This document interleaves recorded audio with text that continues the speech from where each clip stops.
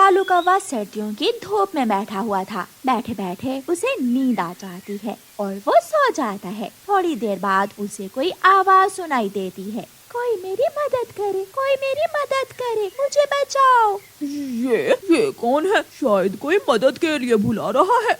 कालू कौवा वहाँ से उड़ता है। थोड़ी दूर उसे झाड़ियों में सुंदर परी दिखाई देती है जो मदद की गुहार लगा रही थी। कौवे कौवे मेरी मदद करो, मुझे बचाओ, मेरे पंख इन झाड़ियों में फंस गए हैं। कौवा वहाँ आता है और सुंदर परी के पंख झाड़ियों से निकालता है। सुंदर परी, आप यहाँ क्या करने आई थी? मैं यहाँ से गुजर रही थी कि मेरे पंख इन कांटों में फंस गए। कौवे, मैं आपको एक बात बताना चाहती हूँ। कुछ दिनों बाद इस जंगल में सूखे का मौसम आने वाला है। दाना पानी सब खत्म हो जाएगा। जब तक मौसम ठीक है आप अपने घर में दाना पानी जमा कर लो।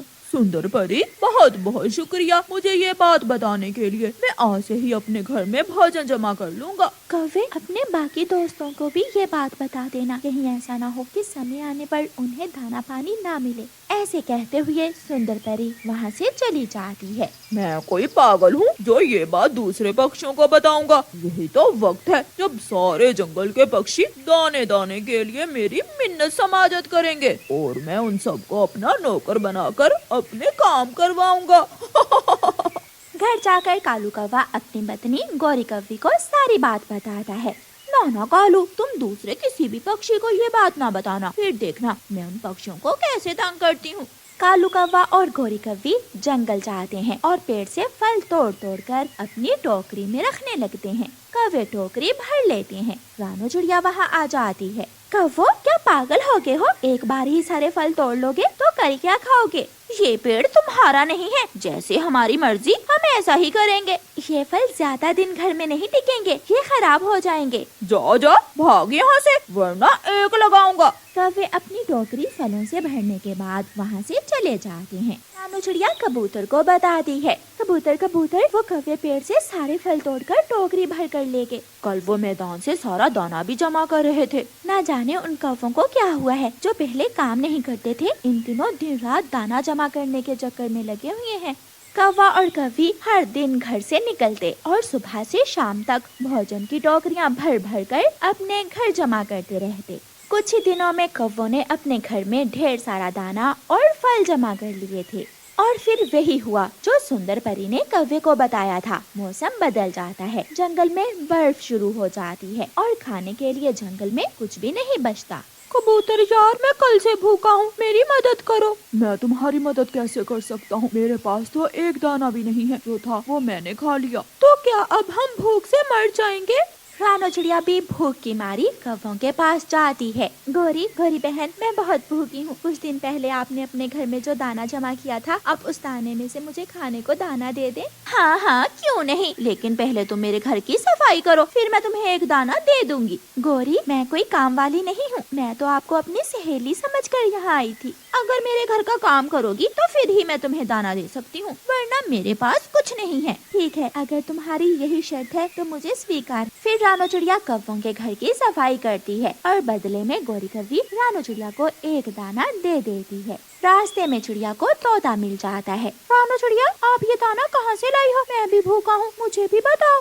वो कौवे बहुत बुरे हैं, उनके घर में दाना तो है लेकिन वो हमें मुफ्त में दाना नहीं देंगे। मैंने गौरी कौवी के घर की सफाई की और फिर उसने मुझे ये एक दाना दिया है। कौवे जो कहेंगे मैं कर लूँगा, भूख से मरने से अच्छा है कि हम कौवों की गुलामी कर ले। रानो चिड़िया अपने घर और तोता कौवों के घर चला जाता है। कौवा और कौवी अपने घर में बैठे अपने भोजन को देख देख कर खुश हो रहे थे। गोरी, काम के बदले केवल एक दाना ही देना उन पक्षियों को। तुम चिंता न करो, मैं उन पक्षियों से सारे हिसाब बराबर करूंगी। दरवाजे पर दस्तक होती है। कोई है, लगता है कोई और भूखा पक्षी आया है। गौरी कौवी दरवाजा खोलती है। गौरी, मैं बहुत भूखा हूँ, मुझे एक दाना दे दो। पहले मेरे लिए जंगल से सूखी लकड़ियाँ काट कर लाओ, फिर मैं सोचूंगी। मैं सब करूँगा, मैं हर काम करूँगा। गौरी, मैं अभी जंगल से सूखी लकड़ियाँ काट कर लाता हूँ।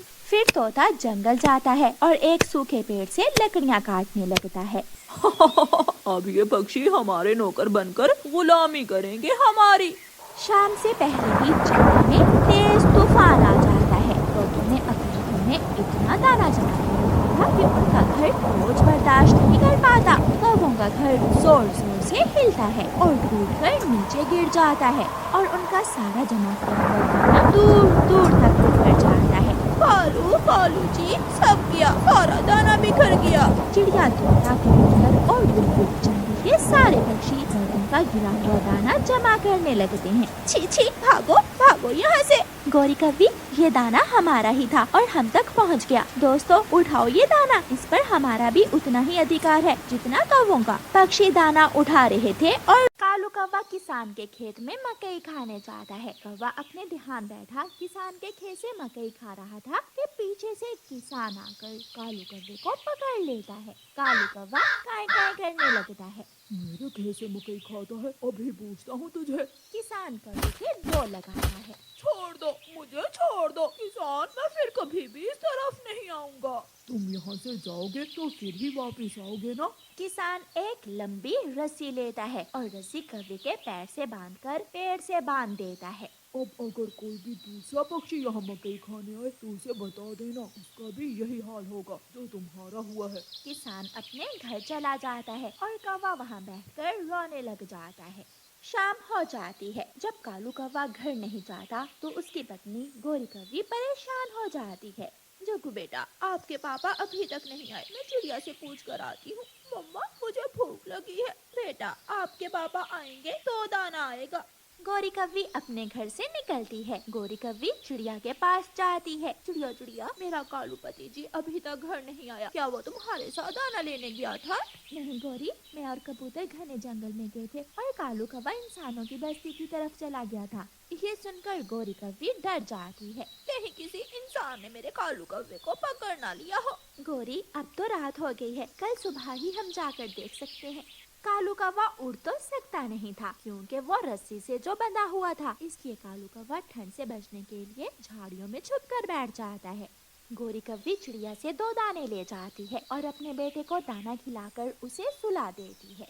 जब आधी रात होती है तो किसान के खेत के पास एक बैलगाड़ी आकर रुकती है और बैलगाड़ी से एक चोर इंसान उतरता है, जो उतरते ही किसान के खेत में घुस जाता है। चोर इंसान किसान के खेत से मकई तोड़ तोड़ कर बैलगाड़ी पर लादने लगता है। कौवा ये सब देख रहा था। शायद इसीलिए किसान बहुत गुस्से में था। मैंने तो एक मकई का भुट्टा खाया था और ये चोर किसान का पूरा खेत खाली कर देगा। इंसान चोर थोड़ी ही देर में ढेर सारी मकई तोड़ लेता है। कौवा जोर से आवाज लगाता है, कौन है? कौन है? चोर चोर, भाग जाओ यहाँ से। चोर इधर उधर देखता है और भागता है। चोर तो ऐसे गायब हो जाता है जैसे गधे के सर से सींग। चोर अपनी बैलगाड़ी और तोड़ी हुई मकई भी वहाँ ही छोड़ जाता है। भाग गया, चोर इंसान भाग गया।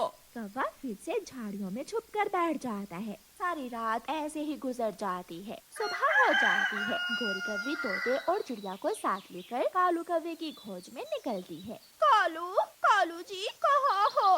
वो सब पूरे जंगल में घूमते हैं, लेकिन कालू कौवा उन्हें कहीं भी नहीं मिलता।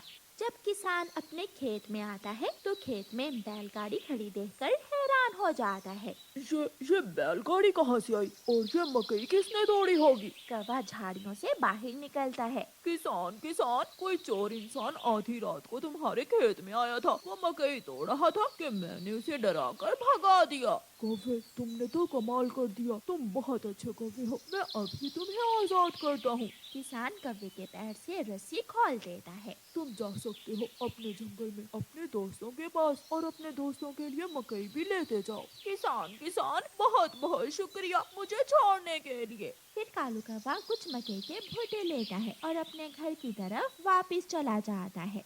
पापा आप कहाँ थे? मम्मा आपको कल रात से ढूंढ रही है। बेटा, मैं आपके लिए मकई लेने गया था। कालू कौवा रात से जाग रहा था, इसलिए कालू कौवा सो जाता है। गौरी कवि, रानो चिड़िया और तोता थक जाते हैं, लेकिन उन्हें कालू नहीं मिलता भी कैसे? कालू तो घर पहुंच चुका था। गौरी, अब हमें वापस जाना चाहिए, अब शाम हो गई है। कालू तो अब मिलने वाला नहीं है, शायद उसे किसी इंसान ने मार दिया है।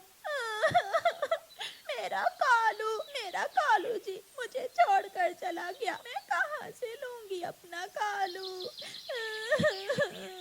रोती हुई गौरी कवि जब घर पहुंचती है तो घर में कालू कौवे को सोया हुआ देखकर खुश हो जाती है। कालू, कालू जी तुम यहाँ हो, तुम वापस आ गए हो। कालू कौवा उड़ जाता है और अपनी पत्नी को अपनी बहादुरी का किस्सा सुनाता है कि कैसे उसने चोर इंसान को डरा कर भगाया। कालू जी तुम तो बहुत बहादुर हो जो चोर इंसान को डरा दिया। फिर गोरी कौवी मकई का एक भुट्टा लेकर चिड़िया के घर जाती है। चिड़िया रानी, मेरा कालू वापस घर आ गया है और ढेर सारे मकई के भुट्टे भी लाया है। शुक्र है कालू बच गया, मैं तो बहुत डरी हुई थी। चिड़िया मकई का भुट्टा लेकर अपने बच्चे को देती है और खुश